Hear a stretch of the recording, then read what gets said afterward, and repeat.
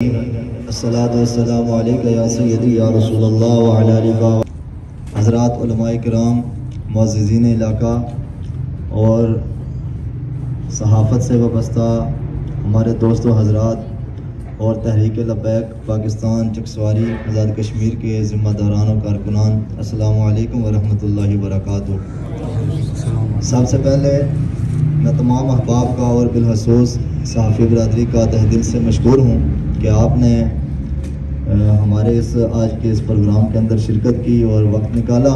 اللہ رب العالمین آپ کو دارین کے ساتھ نصیب فرمائے، اور آپ جو احقاق حق کے مشن کو لے کر چل رہے ہیں، اللہ رب العالمین اس میں برکتیں عطا فرمائے۔ سب سے پہلے میں کچھ پس منظر کے لیے کچھ چند باتیں آپ احباب کے گوش گزار کرتا ہوں، اور میں کوشش کروں گا کہ اختصار کے ساتھ، نہایت اختصار کے ساتھ میں تمام باتوں کو مکمل کروں۔ جس طرح کہ آپ احباب کو معلوم ہے کہ چند دن قبل فیض پور شریف کے اندر ہمارے ادھر فیض پور شریف کے اندر ایک نوجوان نے صحابہ کرام بالخصوص حضرت امیر معاویہ رضی اللہ تعالیٰ عنہ اور دیگر صحابہ کرام رضوان اللہ علیہم اجمعین کی شان کے اندر بدترین جسارت کی، اور ایسے الفاظ استعمال کیے کہ ہم جو تحصیل مفتی ہیں ان کو جب سنائے گئے تو ایک ریکارڈنگ سے آگے سننے کی مزید ان کو ہمت بھی نہیں تھی کہ وہ اتنے شدید الفاظ تھے۔ تو ظاہر سی بات ہے، جب علماء نہیں سن سکتے تو پھر عوام کا تو اس کے اندر کوئی عمل دخل ہی نہیں ہے، یعنی اتنے سخت الفاظ تھے۔ اب میں پس منظر کے طور پر چند باتیں آپ احباب کو اس لیے بتانا ضروری سمجھتا ہوں کہ بعض حضرات یہ سمجھتے ہیں کہ تحریک لبیک پاکستان ایک جذباتی جماعت ہے، اور جب کوئی اس طرح کی صورتحال ہوتی ہے تو فوراً یہ موقع کی تلاش میں ہوتے ہیں، اس معاملے کو اٹھا لیتے ہیں۔ پہلی بات تو یہ یاد رکھیں کہ اگر کوئی اللہ اور اس کے رسول کی بارگاہ میں یا صحابہ و اہل بیت کی بارگاہ میں گستاخی کرتا ہے تو ہمیں اس کی کوئی خوشی نہیں ہوتی۔ ہم تو کہتے ہیں کہ اللہ کرے ایسا بندہ پیدا ہی نہ ہو جو صحابہ اور اہل بیت یا حضور کے بارے میں کوئی اس طرح کے الفاظ استعمال کرے۔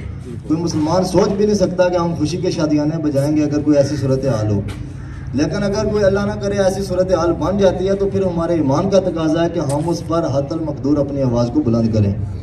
آج سے تقریباً کوئی 4 سال پہلے کی بات ہے، یہ کچھ عرصہ قبل جو 12واں کے اندر واقعہ ہوا تھا گستاخ رسول کا، اس حوالے سے ہمارے نوجوان متعدد علماء کرام چکسواری کے اندر جو بڑی جامع مساجد ہیں ان کے خطبات تک بھی گئے، اور چھوٹی مساجد میں جو ایک اثر رسوخ رکھنے والی شخصیات ہیں ان کے پاس بھی گئے، اور ان کو یہ سارا واقعہ بتایا کہ اس طرح کی صورتحال ہے، آپ مہربانی فرمائیں میدان عمل میں اور اپنا کردار ادا کریں، اور بھی جو بڑی شخصیات ہیں چکسواری کی ان تک اپنی آواز پہنچائے گی کہ آپ اس معاملے کے حل کے لیے میدان میں اتریں۔ لیکن وہ جس کے پاس جاتے تھے آگے سے اس مسئلے کا حل نہیں نکلتا تھا، بس سارے حضرات نے اس کو لائٹ لیا کہ خیر ہے کوئی اتنا بڑا معاملہ نہیں ہے یہ۔ پھر ہمیں ایک یہ اطلاع ملی کہ چکسواری کے ایک بڑے اسکول کے اندر بچہ ایک قادیانی پڑھتا تھا، اور کلاس کے اندر بچوں کی ڈیبیٹ ہو رہی تھی اور وہ قادیانیت کی دعوت دے رہا تھا۔ تو ہمارے ایک دوست ہی تھے، وہ اسکول کے اندر پڑھا رہے تھے، انہوں نے جب یہ باتیں سنی تو وہ بچے کو لے کر پرنسپل صاحب کے پاس گئے اور ان سے کہا کہ حضرت والا یہ بچہ یہاں پر قادیانیوں کا پڑھ رہا ہے اور مسلمانوں کے بچوں کے ساتھ بیٹھ کر پڑھ رہا ہے، اور حالانکہ جو غیر مسلم ہوتے ہیں ان کو اسلامیات نہیں اخلاقیات کی کتاب پڑھائی جاتی ہے، تو یہ آپ اس کو قادیانیوں بچوں کو ہمارے ساتھ بچوں کے ساتھ پڑھا رہے ہیں تو یہ تو کل ان کے عقیدے خراب کر دے گا۔ آگے سے وہ پروفیسر صاحب کہہ رہے تھے کہ مجھے اس کا علم نہیں تھا، حالانکہ وہ جب داخلہ بھیجتے ہیں بورڈ کا تو اس کے اوپر لکھا ہوتا ہے کہ بچے کا مذہب کیا ہے جس کا آپ نے داخلہ بھیجنا ہے۔ تو قادیانیوں کو مسلمان لکھ کر آپ کسی چکسواری کے اندر ان کے داخلے بھیجے گئے۔ پھر جب وہ بات بھی ہم نے حکام بالا تک مختلف حضرات تک پہنچائی کہ آپ مہربانی فرمائیں، تو اب یہ آپ جو آپ کے نوٹ کرنے کی بات ہے وہ یہ ہے، ہمارے علم میں تو اتنی بات تھی کہ ایک قادیانی بچہ پڑھتا ہے، جب ہم نے وہ آواز پہنچائی تو آگے سے جواب یہ ملا کہ جناب ادھر قادیانی استاد پڑھاتے تھے، اب ہم نے ان کو نکال دیا ہے۔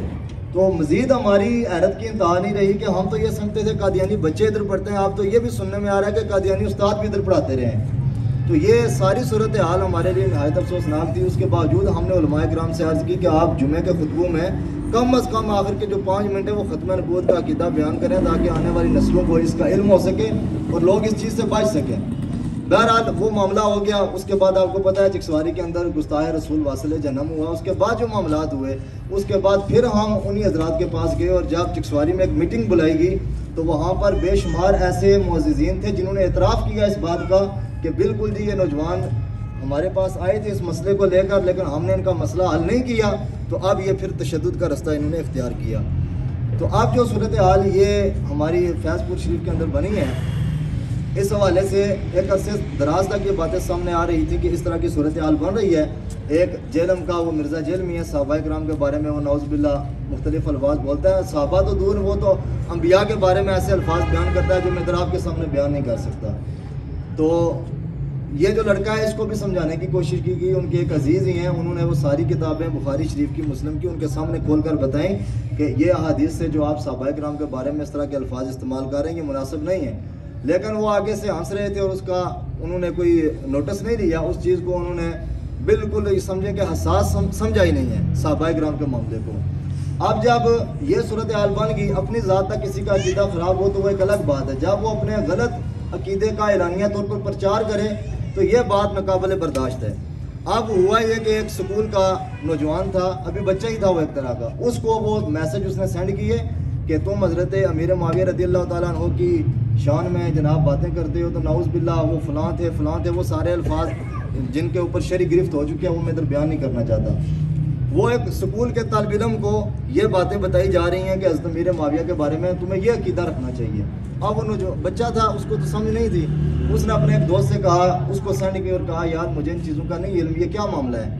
ہم تو صحابہ کرام کو جنتی سمجھیں ان کا ادب و احترام کرتے ہیں اہل بیت کا ادب و احترام کرتے ہیں. یہ باتیں تو کبھی نہیں سنی. تو اس نوجوان نے وہ پھر باتیں ہم تک پہنچائیں اور ہم نے پھر وہ تحصیل مفتی اپنی طرف سے ہم نے کچھ نہیں کیا. اگر تحریک لبیک پاکستان کا اداروں پر اعتماد نہ ہوتا اور اگر تحریک لبیک پاکستان کو انتشار کا رستہ اختیار کرتی تو ہم نے وہ معاملات اس طرح نہیں کرنے تھے. ہم تحصیل مفتی صاحب کے پاس گئے. یہ تحصیل مفتی صاحب کا فتویٰ ہمارے سامنے موجود ہے. اگر اخبار میں سے کوئی مطالعہ کرنا چاہے تو دیکھ سکتا ہے. تحصیل مفتی صاحب کے پاس ہم وہ چیزیں لے کر گئے اور ہم نے کہا کہ حضرت آپ اس پر جناب حکم فرمائیں کہ شرعی حکم کیا بنتا ہے اس پر. اب تحریک لبیک پاکستان دیکھیں اداروں کا رستہ اختیار کری. اگر تحصیل مفتی کے پاس ہم گئے تو ہم نے ایک ادارے کے پاس گئے ہیں کیونکہ انہوں نے اوپر ادارہ بٹھایا ہوا ہے. اس کو سننے کے بعد تحصیل مفتی صاحب نے اس میں لکھا ہے فتوے کے اندر کہ واقعتاً حضرت امیر معاویہ رضی اللہ عنہ اور دیگر صحابہ کی بدترین صراحتاً گستاخی کی گئی ہے. ایک ہوتا ہے اشاراتاً کنایاتاً کسی نے بات کی, صراحت کے ساتھ ان کا نام لے کر حضرت امیر معاویہ کی شان میں گستاخی کی گئی ہے اور واقعتاً یہ الفاظ قابل گرفت ہیں. جب یہ شرعی فتویٰ آ چکا تو ہم نے پھر تھانے کا رخ کیا اور اپنا جو مقدمہ ہے وہ ہم نے پولیس کے سمجھے کے سامنے رکھ دیا کہ اب اس کے اوپر آپ نے جو کچھ کرنا ہے وہ آپ اپنے قانونی کارروائی کریں.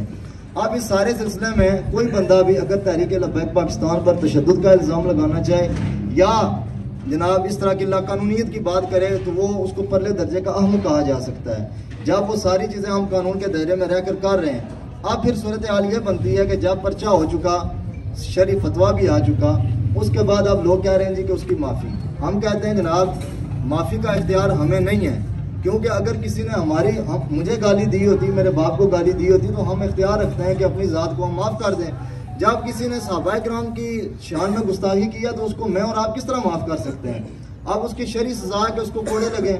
جب پاکستان میں شریعت نافذ نہیں ہے شرعی قانون نہیں ہے تو ملک کا قانون کہتا ہے کہ 298 کے تحت اس کو گرفتار کیا جائے اور کافر کردار تک پہنچایا جائے. اب ہم جب شریعت بھی نافذ نہیں ہے تو ہم نے کہا جی ٹھیک ہے ملکی قانون کے مطابق جو سزا اس کی بنتی ہے اس کو سزا دیں. اب آپ سے بھی میرا سوال ہے کہ اس معاملے میں ہماری کس چیز کی غلطی ہے. ہم نے جو بھی رستہ اختیار کیا وہ قانونی کیا ہے. اس کے جتنا بھی گستاخانہ مواد ہے وہ آج سے نہیں جو آج سے قبل بھی واقعہ ہوا تھا چکسواری کا اس کا بھی گستاخانہ مواد موجود ہے. یہ کوئی مت سمجھے کہ اسی طرح اٹھا کر یہ ہوائی تیر چلائے جاتے ہیں. ہر چیز کا ثبوت ہمارے پاس موجود ہے اور ہم نے آج تک کوئی فیصلہ خود نہیں کیا. اس معاملے پر بھی شرعی مفتیان کرام کا فتویٰ موجود تھا. تو اب ہم جو عوام الناس ہیں آپ کے توسط سے صحافی برادری کے توسط سے ہم تک یہ پیغام پہنچانا چاہتے ہیں کہ دیکھیں جب اس طرح کا افسوسناک واقعہ پیش آ جاتا ہے اس کے بعد ہاتھ ملنے کا کوئی فائدہ نہیں ہے. جب ہم ایک عرصے سے میں نے آپ کو سامنے بیان کیا کہ 4 سال سے ہم یہ اذان دے رہے ہیں کہ جو بڑے لوگ ہیں آپ وقتی طور پر مختلف ناموں سے مذہبی ناموں سے سوشل ناموں سے آپ تنظیمیں بنائیں چکسواری کے اندر چلائیں.